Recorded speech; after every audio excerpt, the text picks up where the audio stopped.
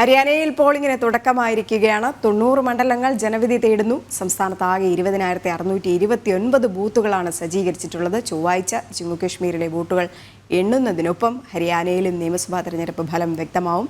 ഹരിയാനയിലെ സോണിപ്പത്തിൽ നിന്നും എസ് നന്ദഗോപൻ ചേർന്നു. നന്ദൻ, നമസ്തേ, ഗുഡ് മോർണിംഗ്.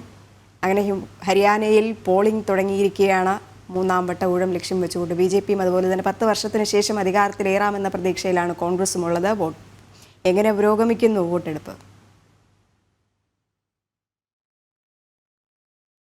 നമസ്തേ രജനി, രാവിലെ 7 മണിക്ക് തന്നെ ഹരിയാനയിൽ തെരഞ്ഞെടുപ്പ് ആരംഭിച്ചു. വൈകുന്നേരം 6 മണി വരെയാണ് സമയമുള്ളത്.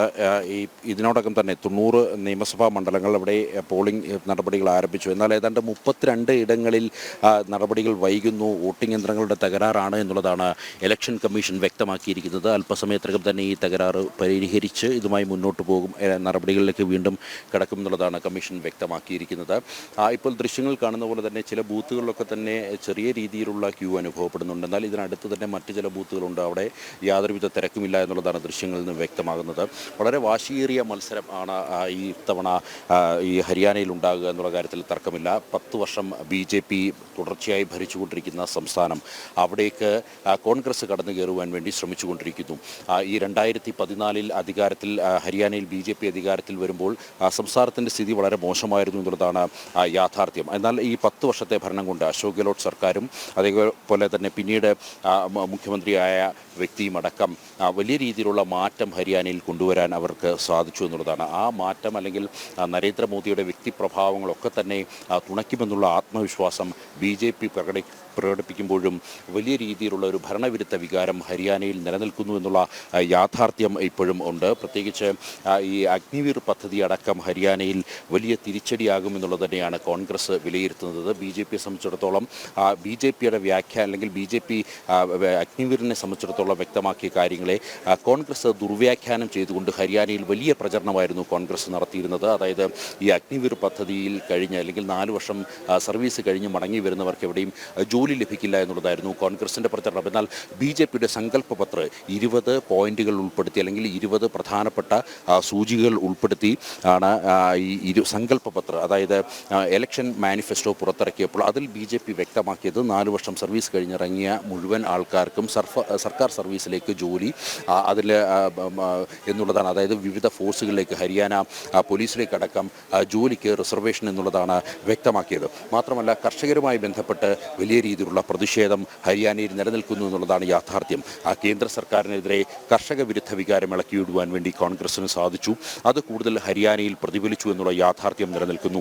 ഇതെല്ലാം ഇലക്ഷനിൽ കൃത്യമായി തന്നെ പ്രതിഫലിക്കും, അതെല്ലാം വോട്ടായി മാറുമെന്നുള്ള കണക്കുകൂട്ടൽ തന്നെയാണ് കോൺഗ്രസിനുള്ളത്. അതേസമയം തന്നെ ഈ ഭരണ തുടർച്ച 10 വർഷത്തിന് ശേഷം വീണ്ടും അടുത്ത 3-ാം ഊഴം കൂടി ലഭിക്കുമെന്നുള്ള ആത്മവിശ്വാസം BJPക്കുണ്ട്. അത്തരത്തിലുള്ള പ്രവർത്തനങ്ങൾ BJP ഹരിയാനയിൽ കാഴ്ചവെച്ചിട്ടുണ്ട് എന്നുള്ളതാണ് BJP പ്രധാനമായും വിലയിരുത്തുന്നത്. അതേസമയം ജാതി രാഷ്ട്രീയം ഏറെ നിർണായകമായ ഹരിയാനയിൽ ഏത് തരത്തിൽ അത്തരം ജാതി രാഷ്ട്രീയങ്ങൾ ഹരിയാനയിലെ വോട്ട് അല്ലെങ്കിൽ ഹരിയാനയിലെ സർക്കാരിനെ ഏത് തരത്തിൽ മാറ്റിമറിക്കുമെന്നുള്ളത് കാണേണ്ടിയിരിക്കുന്നു. പ്രത്യേകിച്ച് ഹരിയാനയിൽ ജാട്ട് രാഷ്ട്രീയം ഏതാണ്ട് സംസ്ഥാനത്ത് 27% ഉണ്ടായിരുന്ന ജാട്ട് രാഷ്ട്രീയം തന്നെയാകും ഇത്തവണ ഈ തെരഞ്ഞെടുപ്പിൽ പ്രതിഫലിക്കുക എന്നുള്ള കാര്യത്തിൽ തർക്കമില്ല. ജാട്ട് സമുദായത്തെ മുഴുവൻ ഉൾപ്പെടുത്തിക്കൊണ്ട് കോൺഗ്രസ് ആണ് ഇത്തവണ ജാട്ടിനൊപ്പം നിന്നുകൊണ്ട് അല്ലെങ്കിൽ ജാട്ട് വോട്ടുകൾ തങ്ങളുടെ പെട്ടിയിലേക്ക് വീഴ്ത്താമെന്നുള്ള ഒരു കണക്കുകൂട്ടലാണ് പ്രധാനമായും ഈ കോൺഗ്രസിനുള്ളത്. 27% ജാട്ട് സമൂഹമുണ്ട്. എന്നാൽ ജാട്ട് ഇതര വോട്ടുകളാണ് BJP കണ്ടുവെക്കുന്നത്. അതായത് 27% കഴിഞ്ഞാൽ OBC, അതേപോലെ തന്നെ SC ST മറ്റ് ഇതര സമുദായങ്ങളുണ്ട്. അതേപോലെ തന്നെ ഈ സോനിപ്പത്ത് അടക്കമുള്ള സ്ഥലങ്ങളിൽ ബ്രാഹ്മണ സമൂഹത്തിൻ്റെ വലിയ ഒരു സ്വാധീനമുണ്ട്. ഇതെല്ലാം വോട്ടായി മാറ്റുകയാണെങ്കിൽ ഈ കോൺഗ്രസിൻ്റെ വെല്ലുവിളികളെയൊക്കെ തന്നെ അതിജീവിക്കാൻ കഴിയുമെന്നുള്ള ഒരു ആത്മവിശ്വാസമാണ് ഹരിയാനയിൽ BJPക്കുള്ളത്. ഞാൻ നേരത്തെ സൂചിപ്പിച്ച പോലെ 20 പ്രധാനപ്പെട്ട പോയിന്റുകൾ ഉൾപ്പെടുത്തിക്കൊണ്ട് സങ്കല്പ പത്ര ഇറക്കിയിട്ടുണ്ട് BJP. ഇതിൽ വ്യക്തമാക്കുന്നത് മുഴുവൻ ആൾക്കാർ ആൾക്കാർക്കും, അതായത് ഈ അഗ്നിവീർ പദ്ധതി കഴിഞ്ഞിറങ്ങുന്ന മുഴുവൻ ആൾക്കാർക്കും ജോലി എന്നുള്ളതാണ്. മാത്രമല്ല മറ്റ് പ്രധാനപ്പെട്ട, അതായത് കാർഷിക മേഖലയിൽ 20 ഇനം വിളകൾക്ക് താങ്ങുവില അടക്കം ഇതിൽ വ്യക്തമാക്കുന്നു എന്നുള്ളതാണ്.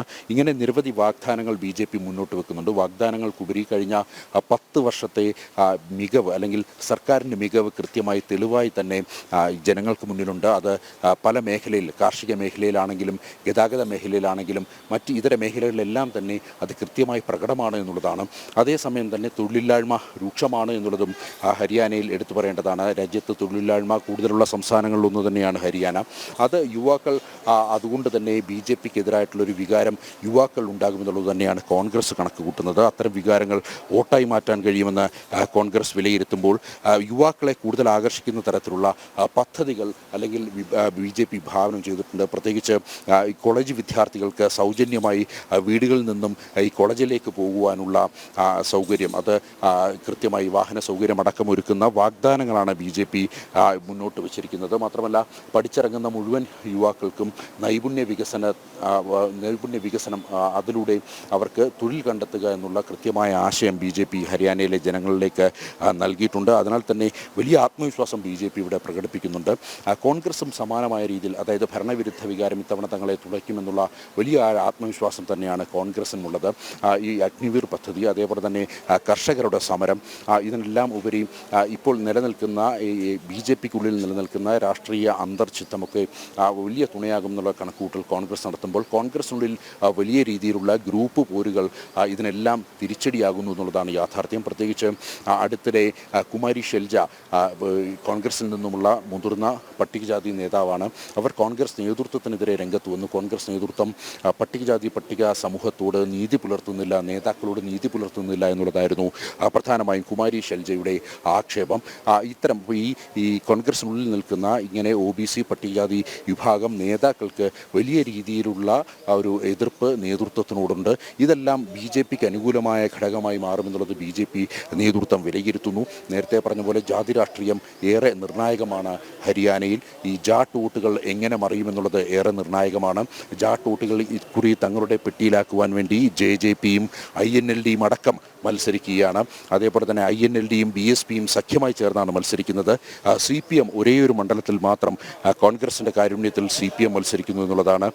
അങ്ങനെ അതേപോലെ തന്നെ ആം ആദ്മി പാർട്ടിയുടെ സ്വാധീനവും ഇത്തവണ എടുത്തു പറയേണ്ടിയിരിക്കുന്നു. ആം ആദ്മി പാർട്ടി ഇത്തവണ 88 മണ്ഡലങ്ങളിലാണ് ആം ആദ്മി പാർട്ടി സ്ഥാനാർത്ഥികളെ നിർത്തിയത്. ആദ്യഘട്ടത്തിൽ കോൺഗ്രസുമായി ഏതെങ്കിലും തരത്തിലുള്ള സഖ്യ സാധ്യതകൾ ആം ആദ്മി പാർട്ടി പരിശോധിച്ചിരുന്നു. കൂടുതൽ സീറ്റുകൾ ആം ആദ്മി പാർട്ടി ചോദിച്ചതിൻ്റെ അടിസ്ഥാനത്തിലാണ് സഖ്യ സാധ്യതകൾ മങ്ങിയത് എന്നുള്ളതാണ്. ഏതായാലും ആം ആദ്മി പാർട്ടിയും ഇത്തവണ ഒറ്റയ്ക്ക് 88 മണ്ഡലങ്ങളിൽ മത്സരിക്കുന്നു എന്നുള്ളതാണ്. ഇങ്ങനെ വലിയ രീതിയിലുള്ള ഒരു പോർമുഖമാണ് ഹരിയാനയിൽ ഇപ്പോൾ തുറന്നിരിക്കുന്നത്. 8-ാം തീയതി ഫലമറിയാൻ കഴിയും. ജമ്മു കാശ്മീർ തെരഞ്ഞെടുപ്പ് ഫലം വരുന്നതിനൊപ്പം ഹരിയാനയുടെ ഫലം കൂടി അറിയാൻ കഴിയും. വലിയ ആത്മവിശ്വാസം BJP നേതൃത്വത്തിനുണ്ട്. അതിനോളം ആത്മവിശ്വാസം കോൺഗ്രസിനുമുണ്ട്. 10 വർഷത്തെ ഭരണവിരുദ്ധ വികാരങ്ങൾ തങ്ങളെ തുണയ്ക്കുമെന്ന് കോൺഗ്രസ് പ്രതീക്ഷിക്കുന്നു. അതേസമയം നരേന്ദ്രമോദിയുടെ വ്യക്തിപ്രഭാവവും ഹരിയാനയിൽ BJP നടത്തിയ വികസന പ്രവർത്തനങ്ങളുമൊക്കെ തന്നെ തങ്ങളെ തുണയ്ക്കുമെന്നുള്ളതാണ്. മാത്രമല്ല ഇപ്പോൾ അശോക് ഗെഹ്ലോട്ട് വന്നതിന് ശേഷം അദ്ദേഹം ഈ ലോക്സഭാ തെരഞ്ഞെടുപ്പിലേക്ക് മത്സരിക്കുവാൻ വേണ്ടി മുഖ്യമന്ത്രി സ്ഥാനം ഒഴിഞ്ഞതിന് ശേഷം നയാബ് സിംഗ് സൈനിയായിരുന്നു മുഖ്യമന്ത്രി സ്ഥാനത്തേക്ക് വന്നത്. അദ്ദേഹവും ഒരു നിർണായകമായ വോട്ടെടുപ്പ് ആരംഭിച്ചിരിക്കുകയാണ്. 90 മണ്ഡലങ്ങളിലേക്കാണ് വോട്ടെടുപ്പ്. ഹരിയാനയിലെ സോണിപ്പത്തിൽ നിന്നും S നന്ദഗോപനാണ് വിവരങ്ങൾ പങ്കുവച്ചുകൊണ്ടിരുന്നത്. രാവിലെ മുതൽ തന്നെ വലിയ തിരക്കാണ് ബൂത്തിൽ കാണാൻ കഴിയുന്നത്. പെട്ടെന്ന് തന്നെ വോട്ടെണ്ണലും നടക്കുന്നത് ചൊവ്വാഴ്ച. നന്ദൻ അതുവരെയും തുടരുകയും ചെയ്യും. അവിടെ നിന്നുള്ള വോട്ടെണ്ണലിന് വരെ അപ്ഡേറ്റ്സ് അപ്പോൾ പ്രേക്ഷകർക്ക് ലഭ്യമാകുന്നതിനായി.